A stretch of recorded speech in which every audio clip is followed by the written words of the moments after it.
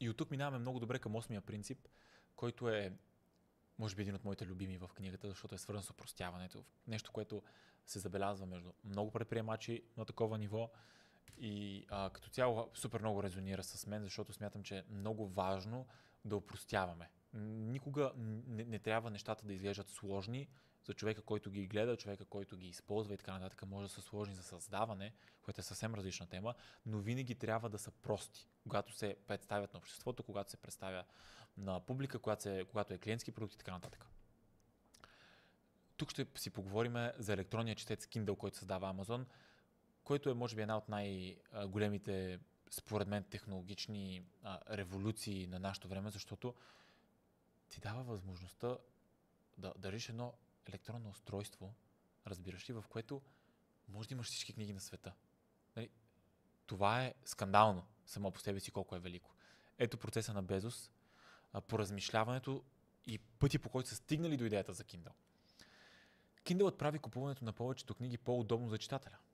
Всеки път, когато опростите или улесните нещо, получавате повече от него. Това го споделя в писмото от 2007. Започнахме с определено дръзката цел да подобрим физическата книга. Не беше лесно да изберем тази цел. Всяко нещо, което се е запазило в почти същата форма и е устояло на промени в продължение на 500 години, е малко вероятно да бъде лесно подобрено. В началото на дизайнерския процес идентифицирахме най-важната характеристика на книгата според нас, а именно, че тя изчезва. Много интересно.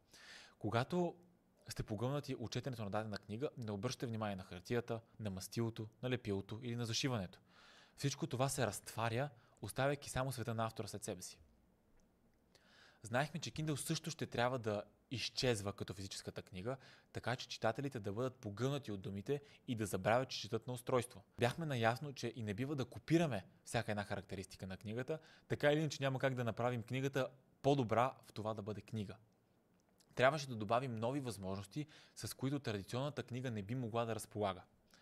Какви са те? Това е най-интересното. Ще изтъкна някои от полезните характеристики, които градихме в електронен четец Kindle и достигат отвъд възможности на физическата книга. Ако се натъкнете на дума, чието значение не знаете, може лесно да я проверите. Какво визира? Ако имате Kindle, аз имам... Не знам къде... Ето го. Тук ще ви го покажа как изглежда в момента му е паднала батерията. Ето така. Когато ви изкочи дума на екрана, може да задържите на нея и ви излиза директно в Wikipedia дефиницията на думата.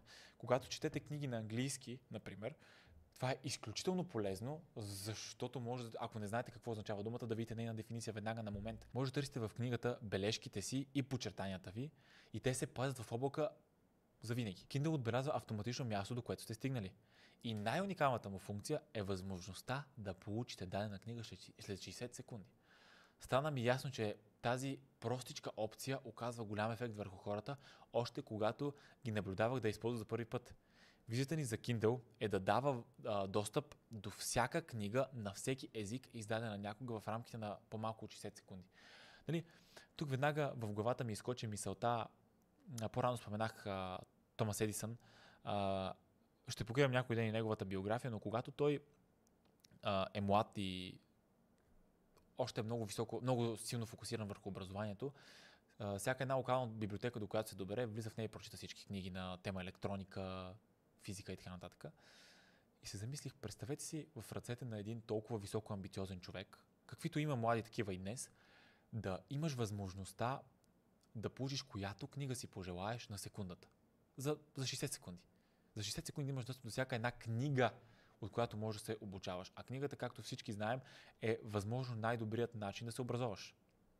Така че Kindle, нали, не трябва да го гледате, нали, това е електронно устройство, не е физическа книга, не е хартия, нали, да, аз също предпочитам и в 90% от случаите чета на хартиена книга, но аз изпитвам някаква сантиментална стойност към физическите книги. Ако си човек, който не изпитва такава, според мен е в пъти по-добре да имаш Kindle, на който можеш просто да си сваляш всички книги и да ги събираш на едно място. Тоест, всеки един компонент на Kindle е по-добър от физическата книга, освен факта, че това е физическа книга и ако просто обичаш физическите книги, обичаш да ги притежаваш, нали, разбира се, няма как Kindle да компенсира това.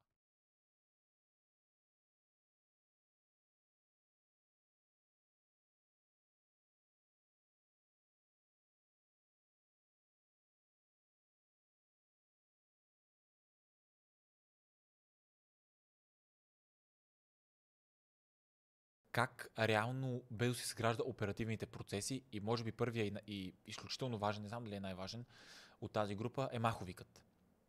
Има една глава, която се казва "Разбирайте маховикът си". Това е идеята на маховика. Той показва силата на набирането на инерция. Има един много добър пример, който мисля, че го пише и в книгата. Ако се сещате за въртящите врати, когато влизате в някои заведения или в моловете, ако са от ръчните врати, които не се задвижват електронно, когато е спряла вратата и трябва да я бутнете, тя се бута доста трудничко. Трябва да приложите повече сила, за да тръгне да се върти. Но момента, в който вратата вече се върти, дори едно малко дете може да я бута с ръка и тя ще продължава да се върти. Тоест, вратата набира инерция. И сега ще видите как Безос показва силата на маховика като компонент на бизнеса. Един от начините, по който принципите го илюстрират. По-ниските цени водят до повече клиенти, който води до по-голям обем, който води до по-ниски разходи, който води до още по-ниски цени и до още по-голяма печалба. Тоест имаш един цикъл на завъртане, който да стартираш, т.е. да създадеш по-ниските цени, е трудно. Да се върнеш до това да намалиш отново цените, пак е трудно. Но колкото повече намаляваш цените, ако успяваш, както правят Amazon за много от техните продукти, успяваш да завъртиш маховика, дигаш поръчките, дигаш доволството на клиентите, дигаш покупките, дигаш постоянните и лоялни клиенти и така колелото почва да се върти, маховика почва да се върти. Ето тук на екранът ще ви поставя една илюстрация, която има в книгата, която много добре показва точно този цикъл на маховика, как се илюстрира. Нека приемем тази цялата графика за маховикът. В центъра е ръстът. Ръст. Пока не го виждаме други 6 неща, които е извадил автора. Не знам дали Безос ги е потвърдил, че той гледа така нещата, но те са следните. По-голям избор и удобство. Клиентско преживяване. Трафик към уебсайтът, брой търговци, структура на по-ниски цени и по-ниски цени.